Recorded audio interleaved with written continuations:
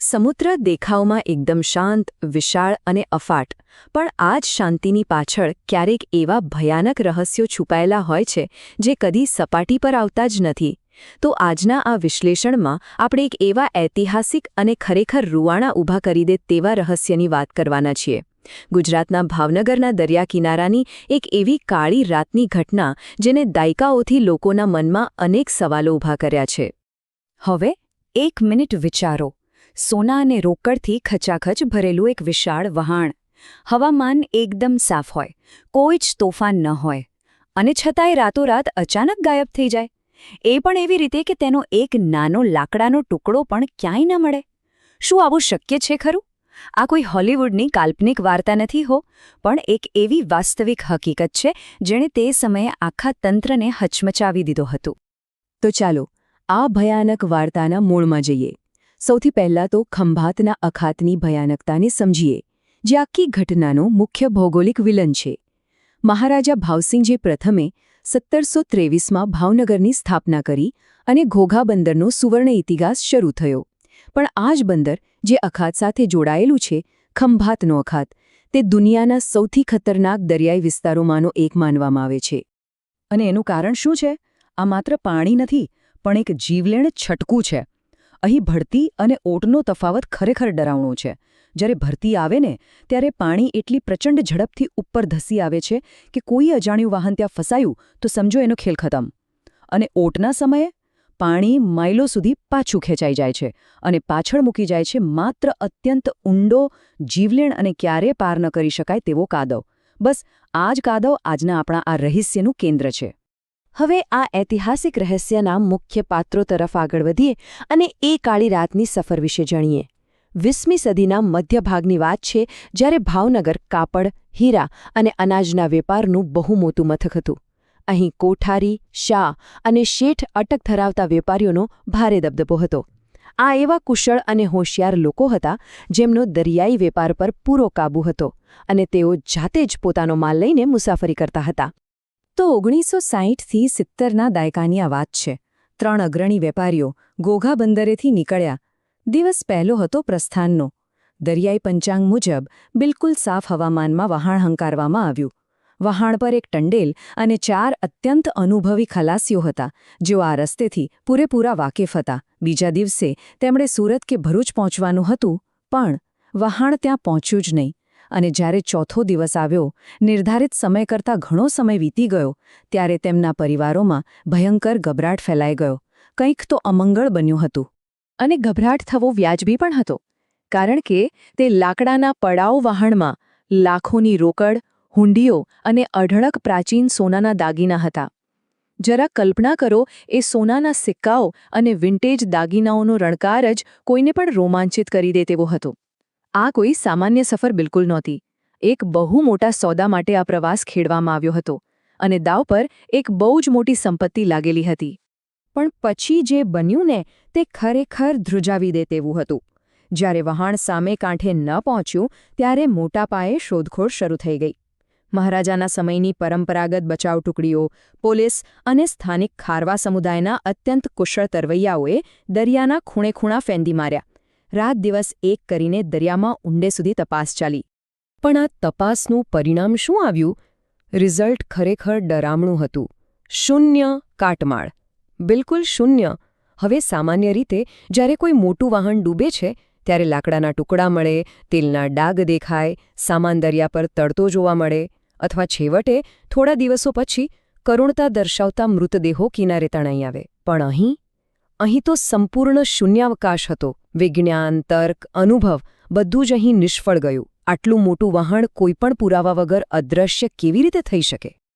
આ સંદર્ભમાં સત્તાવાર રેકોર્ડમાં નોંધાયેલું એક સ્થાનિક માછીમારનું નિવેદન બહુ ચોંકાવનારું છે. એણે કહ્યું હતું કે, અમે એ રાત્રે દરિયામાં જ હતા. અખાતમાં કોઈ મોટું તોફાન નહોતું. એવું લાગે છે જાણે દરિયો પોતે જ આખું વહાણ ગળી ગયો. જરા વિચારો આ વાત પર. એકદમ શાંત રાત્રે, વિના કોઈ વાવાઝોડાએ દરિયાએ આખા વહાણને જીવતે જીવ ગળી લીધું. આનાથી વધુ ભયાનક શું હોઈ શકે? વર્ષો સુધી આની તપાસ ચાલી. પોલીસના ચોપડે અને સ્થાનિક બજારોમાં અનેક ચર્ચાઓ થઈ. આખરે આ વણ ઉકીલ્યા રહસ્યને સમજવા માટે સત્તાધીશો અને લોકો દ્વારા 3 મુખ્ય સિદ્ધાંતો એટલે કે થિયરીઝ રજૂ કરવામાં આવી. ચાલો આપણે આ દરેક થિયરીનું તટસ્થ રીતે વિશ્લેષણ કરીએ અને જોઈએ કે કઈ વાતમાં કેટલો દમ છે. સૌથી પહેલી થિયરી છે ખંભાતના ચાંચિયાઓ. એ સમયે આ આખો વિસ્તાર દરિયાઈ લૂંટારુઓ માટે એકદમ સલામત આશ્રયસ્થાન ગણાતો હતો. પોલીસને એવી પ્રબળ શંકા હતી કે કોઈ નજીકના વ્યક્તિએ જ આટલા મોટા સોનાની અને રોકડની બાતમી ચાંચિયાઓને અગાઉથી આપી દીધી હતી. મધદરિયે હિંસક હુમલો થયો, ખલાસીઓ અને વ્યાપારીઓની ઘાતકી હત્યા કરવામાં આવી અને કોઈ પુરાવો ન બચે તે માટે વહાણમાં ભારે પથ્થરો ભરી તેને દરિયાની ઊંડી ખાઈમાં કાયમ માટે ડૂબાડી દેવામાં આવ્યું. બીજી થિયરી એક ભયાનક પર્યાવરણીય ખતરા તરફ ઇશારો કરે છે. Black hole વમળ. ભાવનગર અને દહેજ વચ્ચેનો દરિયો અત્યંત જોખમી અને પથરાળ તળિયું ધરાવે છે. સ્થાનિક લોકો આજે પણ દ્રઢપણે માને છે કે અહીં અચાનક વિશાળ બ્લેક હોલ જેવા રાક્ષસી વમળ સર્જાય છે. જો કમનસીબે આ વહાણ આવા કોઈ રાક્ષસી વમળમાં ફસાયું હોય તો ગણતરીની સેકન્ડોમાં જ તે અંધારા અને પથરાળ પાતાળમાં ખેંચાઈ ગયું હશે, જ્યાંથી કોઈ પણ ચીજવસ્તુ ક્યારે સપાટી પર પાછી આવતી જ નથી. અને હવે ત્રીજી થિયરી, જે એક બહુ મોટા અને ગંદા કાવતરા તરફ ઇશારો કરે છે. શું આ બધું પહેલેથી જ પ્લાન કરેલું હતું? બજારની અમુક ચર્ચાઓ મુજબ આ વ્યાપારીઓ પર બહુ મોટું દેવું થઈ ગયું હતું.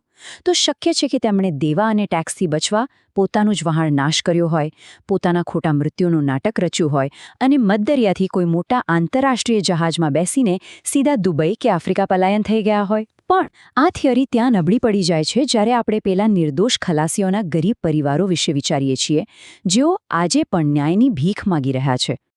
હવે જુઓ, જ્યાં કાયદો અને વિજ્ઞાન અટકી જાય છે ને, ત્યાં અંધશ્રદ્ધા અને લોકવાયકાઓનો જન્મ થાય છે. તો હવે પોલીસની એ કોલ્ડ ફાઇલોમાંથી થોડા બહાર નીકળીએ અને હાથવદ, સુલતાનપુર અને ઘોઘાના કાંઠાના ગામોની એ અંધારી અને ભયાનક વાતો તરફ જઈએ, જે વાતાવરણ આજે પણ રાત્રે ત્યાં જતા લોકોને અંદરથી ડરાવી મૂકે છે. ત્યાંના સ્થાનિક માછીમારો આજે પણ એવો દાવો કરે છે કે કાળ ધુમ્મસ અને અમાસની કાળી રાત્રે તેમને દરિયામાં એ જ જૂના વહાણનો પડછાયો તરતો દેખાય છે. કેટલાક વડીલો માને છે કે દરિયાઈ પીર કોઈ મોટું બલિદાન માંગતા હતા, જે ન અપાયું, એટલે પ્રકૃતિ કોપાયમાન થઈ. અને સૌથી અરેરાટીજનક વાત તો એ છે કે જ્યારે રાત્રે સુમસામ કાંઠે પવન ખડકો સાથે અથડાય છે ને, ત્યારે આજે પણ એ ડૂબી ગયેલા ખલાસીઓના રડવાનો ને આક્રંદનો અવાજ સ્પષ્ટ સંભળાય છે. અને આ આખા રહસ્યને એક સિનેમેટિક થ્રિલર જેવો વળાંક આપે છે આ એક વાત, શાપિત સોનું. બજારોમાં એવી પ્રબળ અફવાઓ હતી કે વહાણમાં રહેલો એક ખજાનો કોઈ સામાન્ય વ્યાપારની કમાણી નહોતી ભઈ. તે અલંગ નજીકની એક જૂની હવેલીના અંધારા ભોયરામાંથી વર્ષો પછી ખોદી કાઢેલો પ્રાચીન અને શાપિત ખજાનો હતો. અને લોકોનું માનવું છે કે એ ખજાના સાથે જોડાયેલો શાપ જ આ વહાણ અને તેના તમામ મુસાફરોને પોતાના કાળા પેટાળમાં ખેંચી ગયો. ખેર, ભૂતકાળના આ અંધારામાંથી હવે આપણે આધુનિક સમયમાં પાછા ફરીએ અને કાદવ નીચે દટાયેલા રહસ્યોને જોઈએ.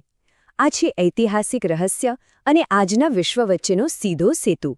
આજે ભાવનગરનો એ જ કિનારો અલંગ નામના દુનિયાના સૌથી મોટા શિપ બ્રેકિંગ યાર્ડ તરીકે ઓળખાય છે, જ્યાં તમને ખબર જ હશે કે દુનિયાભરના મહાકાય જહાજોને તોડવામાં આવે છે. પરંતુ અહીં એક બહુ મોટી વક્રોક્તિ છે. આજે આપણી પાસે સોનાર, સેટેલાઇટ નેવિગેશન અને અત્યાધુનિક રડાર જેવી કમાલની ટેકનોલોજી છે. પરંતુ જ્યારે પણ અનુભવી ડીપ સી ડાઇવર્સ દરિયાના પેટાળમાં જાય છે ને, ત્યારે તેઓ એક બહુ જ ડરામણું સત્ય સ્વીકારે છે. ખંભાતના અખાતનું તળિયું 15થી 20 ફૂટ ઊંડા અને અત્યંત ગાઢ કાદવથી ઢંકાયેલું છે. આજના આ આધુનિક મશીનો પણ એ કાદવને વીંધી શકતા નથી, જેણે સદીઓથી આવા કેટલાય જહાજોને પોતાનામાં સદા માટે સમાવી લીધા છે. આખી આ ઐતિહાસિક સફર આપણને અંતમાં એક એવા સવાલ પર લાવીને ઊભા રાખી દે છે, જે મનમાં એક અજીબ ડર અને રોમાંચ પેદા કરે છે.